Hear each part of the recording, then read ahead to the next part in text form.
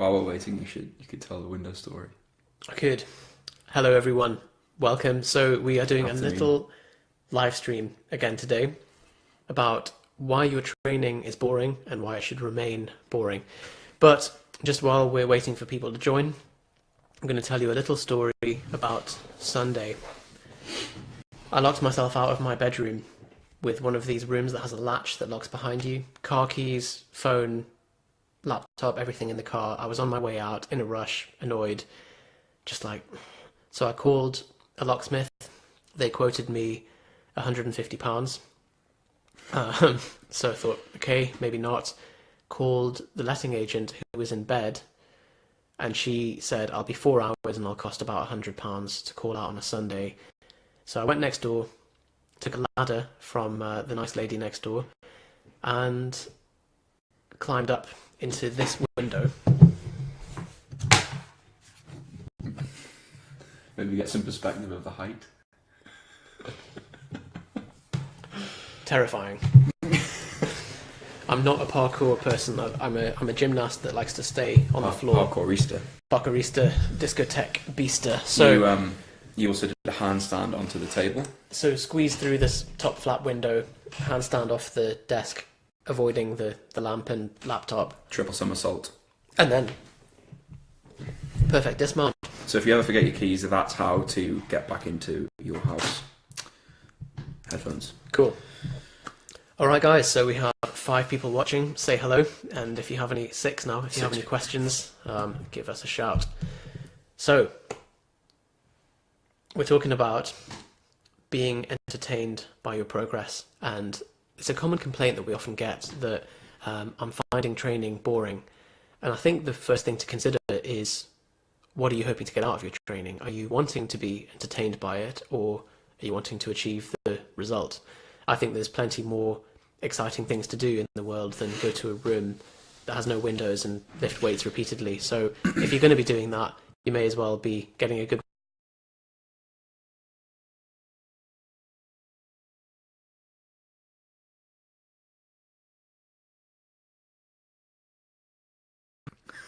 Oh no, we're back. Yeah, so I suppose this is coming from something that we're asked by a lot of people we work with. They want a change in their program, or they want to try something new. You know, it's a really common situation, especially with the amount of information online. Someone will download something, listen to a podcast, watch a video, and see a slightly different variation. Seal row is a good example of this, or DUP is another really good example. Both trendy things, like one's an exercise, one's a program or structure. Someone's doing something that's working, and it's creating progress, moving them towards their goal, but they want to change and do something different without any justification. So, as Yusuf was saying, the way to sort of insulate yourself from this to begin with is to really get a clear picture of what it is you're actually trying to achieve, and also connecting with the underlying reason of why you're trying to achieve what you're trying to achieve. Because there are two very different things: a program that is fit for purpose, it's going to take you towards your goal, and something that's fun to do. And they're two very, very different things sometimes. I totally get it as well, that especially when you go online, you feel like a kid in a candy shop, and there's so much stuff that you could try, training-wise, programming-wise, exercise-wise, and you think, I want to try all this stuff at once. And what's going to happen is if you try and do it all at once, you're going to be doing this horrible mixture that doesn't actually fit together. Frankenstein. So yes, tip number 1, get a really single-minded purpose in your goal, what you're trying to achieve out of training, and not to get distracted by the shiny response. And I know that's easier said than done. Number 2, another common question that kind of shoots off this is, can I skip my deload week? Really, the question is why? Why are you trying to skip your deload week? Probably just because you're getting itchy feet and you just want to lift heavier weights sooner. If anything, the sign that getting itchy feet is exactly how you want to feel at the end of your deload week. I think the way that people perceive a deload week is that it's this unnecessary thing that gets in the way, and it's really, really boring because you're not progressing. You can't lift heavy, and who doesn't like lifting heavy weights or trying to progress? Like, if you're in the gym, You're there because at some point in the future, you're hoping to lift heavier weights. And a deload week is basically saying, for this week, you can't even try to lift heavier weights. You have to just do things very mechanically and almost take the intensity and the fun out of it. So you'll think of it as banking recovery for when you may need it in the future, so that when the program intensifies or when progress starts to slow, we're not just riding this wave of progress that eventually will fall off a cliff with recovery, and we'll need to maybe take 2, 3, or maybe more weeks off training completely. So it all comes from the same thing, that instead of looking for progress, instead of doing the thing that is the best for our goal, we're doing something for the sake of it. We're doing something to keep us entertained or keep training fun and novel. Which leads us on to point number 3, which is variety for variety's sake. So there is some evidence to show that people stick to a program more if there's some variety in it. And this is something that personal trainers often leverage to their advantage by giving people a completely new workout each time. Now, for those of you who've been following us for a while, you'll realize the inherent problem in that is that there's no progression. And so, yeah, you're turning up to the gym, you're thrashing yourself, but there's no real guarantee that you're moving forward towards your goal. However, it does keep you coming back to see the personal trainer and giving them cash. Conflict of interest. Yeah. So this is something that if you need variety in your program, we're not saying go in and just do squat, bench, deadlift for 10 sets of 5 forever. You can build variety into the program, but with the big but that you want to make sure that any movement you have in your program you can justify and it's addressing a specific purpose. And then you can make changes that are programmed into the bigger picture so that over a training cycle you've got the variety in there to address certain issues.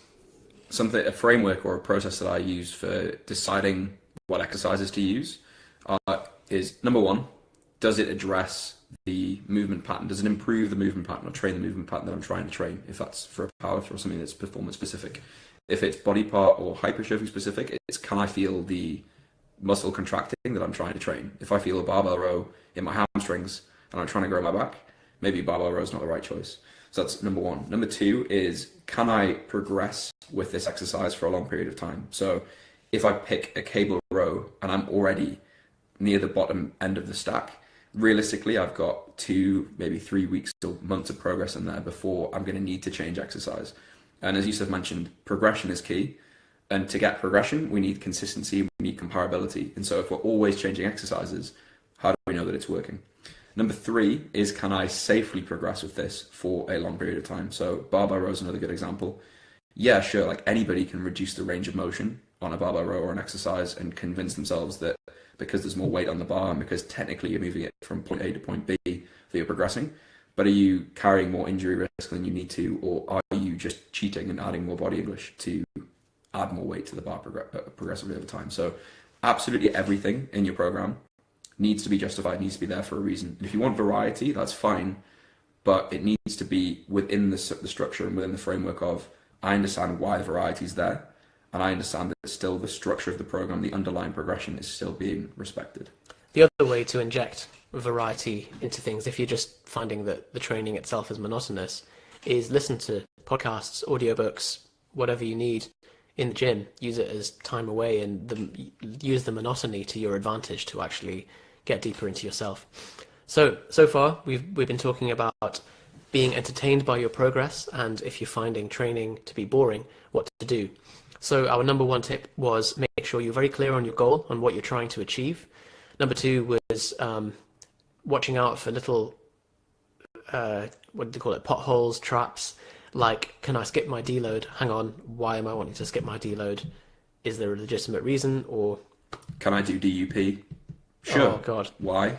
Can I try a seal row? Of course you can. What's the reason? Like, everything needs a justification, and like Yusuf saying, can I skip my deload week is a classic sign that you're looking for entertainment rather than looking for... Pitfall, that was the word. It is a pitfall, not potholes and booby traps. Oh my God. So number 3 was variety for variety's sake. And that takes us on to point number 4, Afran. So we have an article called Afran, balls to the wall or balls on the couch, and I'm going to link it in So the AFRAN live is an stream. acronym, AFRAN. And that's taking the mick out of the kind of CrossFit approach of AMRAP, as many reps as possible. And it just compares... We're not saying that we have a problem with CrossFit. I mean, Johnny trains at a CrossFit gym every day at the minute. So every day, every minute on the minute. That's it. So, I've completely gone blank. AFRAN, AMRAP. So, rather than Balls on just the wall, trying balls on the to, couch. have this mentality of I'm just going to smash it every time and just try and get as many reps as possible, we still need to pull back and think, am I doing the minimum necessary to move forward? And this just delineates the difference between the kind of minimalist and maximalist approaches to training. And it's based on a guy called Colin, who is a 50-year-old client who is doing incredibly well with his physique. And his approach to all of training is AFRAN, as few reps as necessary. So, as we say in the article, we're not interested in tiring people out. And there's a quote from, I think, Mike Israel as well. So, oh no, it's not, from the guy who does Lift, Run, Bang. Paul Carter. Paul Carter. Shout out, Paul. Hi, Paul. I'm sure he's one of these 7 people He must be watching. one of the 7 viewers, yeah. So the people who oppose doing the minimal amount to reach the desired result might throw out words like lazy or draw some kind of unsubstantiated parallel, like great workers don't show up for a job and just do the minimal amount, they go above and beyond. The problem there is that going above and beyond at Office Max doesn't have physiological factors that are part of the training equation. So this is something that's important to consider, that if you work hard in the job, then you're not going to injure yourself, probably. Whereas when it comes to training, you are putting load through your body and you need to consider these factors. I think that the underlying issue is, sure, you can go balls to the wall rather than balls on the couch for a period of time. The question is, can you do it for the next 10 years? Most people can't, from a physiological or a psychological perspective, without long training layoffs in between. And probably when you average out the training layoffs and this like blast and dust mentality, it probably adds up to the same rate of progression. And the guy who is just, the tortoise versus the hare, the tortoise who just came in and did 1 extra rep or added 1.25 extra kilos to whatever it is that they're doing. So especially with assistance work that I do, I always try and see if I add a rep each week to something like a dumbbell bench press. In fact, I did this recently. Like, I built my dumbbell bench press from like 40 kilos for 3 sets of 10 to 55 kilos for 3 sets of 10. And it took me like 16 weeks to do it, but I just added a rep every week and then eventually bumped up the weight very, very slowly. And if I tried to add 5 kilos every week, I'd have damaged my shoulder or injured myself, or anything could happen, I suppose. But it's about doing the minimum effective dose consistently over time, consistently for a long period of time. And the longer you can do that, then the more reliable and consistent your progression will be. So imagine you added a rep every week for a year, doing 40 kilo dumbbells for a set of 10. By the end of the year, you're doing it for a set of 62. So that is pretty good progress. That'd be huge. It'd be massive. Joking aside, I know someone, he joined the Propane forums actually years ago and posted his training log, and he just stayed stupid and did which is an expression, by the way. He's not a stupid person. he just followed the program without questioning it, and he followed, I think, Strong Lift 5x5, and just started on empty bar and added 2.5 kilos every week. And by the end of the year, he was doing 175 kilo squat for 5 sets of 5, which is pretty good for someone who's just started at 0 and moved up. He never stalled in his program, just stuck to it, didn't try and jump ahead. I think staying stupid is the overarching concept here, really, isn't it? That we refer to it as, the more you question the program, so the more that you think you're a special snowflake, and we've both been guilty of this in the past, the more that you think that you need something different, the more that you think that you need to change the program and that it wouldn't work for you normally, the more likely you are to just mess with things for the sake of it and not see consistent progression. People who do really, really well that work with us get the program and we'll maybe not hear from them for a week or maybe even longer, and then sort of 2 months in, they'll just send progress photos of like, oh, by the way, I'm abs lean now and I've added like 20 kilos to my squat. Like, wow, you had no questions, we didn't need to make any changes. Or like, well, yeah, you sent me the program. so I just did it. And the people who just take something and just integrate it into their life, they make it work, and there's not the kind of the lens of excuses and reasons why not. It's just a clear flow. Just actions and integrated, done. And those are the people, without question, I think, aren't they, that get results. It's amazing. So, like, how did you find the program? It's fine. It's fine, it worked. And also those people don't care about being entertained, because the results themselves, ironically, are the most entertaining thing you could ever possibly receive. So, yeah, you could either be entertained by the progress, or by the process, or by the progress. Oh. It's another TM. Good soundbite there. Cool. So to wrap things up, guys, we want to take things back to the key performance indicators of what we're doing. Rather than looking at how do I feel when I do this, it's how is this working for me? Is this going to take me to where I'm headed to? Well, that's a stupid thing to say. Is this to? Yes. Well, yes, it is. By definition, everything is going to take you to where you're headed. Is it taking me to my goal point? Where I want to be. To where I want to be. It's the same with diet and training. Like, yes, of course, you can cut calories to the absolute bare minimum required to sustain human life. And yes, you will lose fat, guaranteed. But can you keep doing that? And can you do that consistently for a year? And can you do it well? Can you do it beyond 2 or 3 days, I suppose? Finding the calorie deficit, eating the most amount of food that still allows you to lose your target rate of weight loss. That's the amount of food you should be eating. Finding the training volume that allows you to progress and consistently progress towards your goal. That's the way you should be training, with an exercise selection that makes sense for you. So Chris asks, hey guys, do you only switch out assistance exercises when you exhaust progression methods?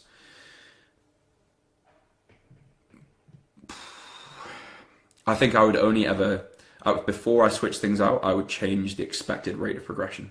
So I would change the progression model depending on how it's programmed. If it's percentage based, I would move to less linear progression. If it's an assistance exercise that's using, say, just a rep method, rep progression or triple progression, I would move it along the scale. So I would expect slow rate of progress and allow it to still progress very, very slowly. If that makes sense. So to bring things back to basics, a typical way that we would do this in practice is, let's say you give somebody a linear progression with barbell row.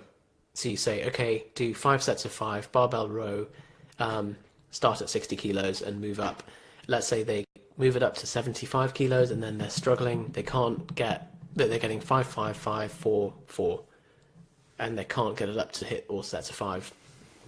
So then you'd say, okay, rather than just trying to, so first step would be, okay, drop the weight, work back up. Let's say they still keep hitting a ceiling at that level. We'd say, right, switch to double progression. So rather than trying to progress the weight each week, we're trying to progress the number of reps. So we then would say, let's do 5 sets of 3 to 5. So you would then go, let's say you hit your next ceiling at 75 kilos for 5 sets of 3. You would then work to get 5 sets of 4 at 70 kilos. And then 5 sets of 5 at the same number, and then move up. Weight, reps, weight, reps. In the third case, if that's stubborn enough not to move, then we go to triple progression, where you start to add extra sets as well, and then move up. So you now have 3 stages to move up to progress each time. If by that point it's still not working, then we can look at the more funky progressions or changing the rep range. So if they're normally used to doing 5s, we can move up to sets of 15 and try and bring up someone's ability in the higher rep range, or bring them down. And then if still no progress, we switch the movement. This is why I think picking the right exercise is so important, because I'm not kissing in, Mark. I don't know what I'll catch. Stop looking so. Why the exercise selection is so important is because in Yusuf's example, someone's been using barbell row for a long time by that point. Like, they've gone single, double, triple progression, switched the rep ranges, added in deloads. By that point, that's maybe 6 months or longer of just using a single exercise. If at the beginning, barbell row was cumbersome, or it hurt your lower back, or you don't really feel it in your lats, so you want to change and do something different, that was the wrong exercise selection. So it needs justification to begin with. It needs to be carefully thought out before you even start, and then hopefully you avoid the situation of needing to shop and change all the time, because there's so many. That was annoying. There's so many Tinder notification from Johnny. Well, it's because you won't kiss me.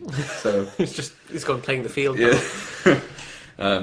I completely forgot what I was saying. basically don't do barbell rows because they're rubbish movement. They're quite good. Do something, like cable row, chessboard row, seal row, because all the kids do it. There we go. Just do seal row and sumo deadlift, because that's all people do on Instagram, and then that's the training program, isn't it? And then become an online coach. That's it. Sorted. Cool. All right, guys. Thanks, Great guys. to chat, and we'll speak to you all soon. If you like this and you want to see more of this kind of stuff, please make sure to share, comment, and ask us any particular topic that you want us to flesh out and explore, and we will. Because ultimately, we will be doing live streams whether you like it or not. So we can either do things that you like us to talk about, or things that bore you. And everyone likes fun, don't they? We all like fun. We all like fun. All right. We'll speak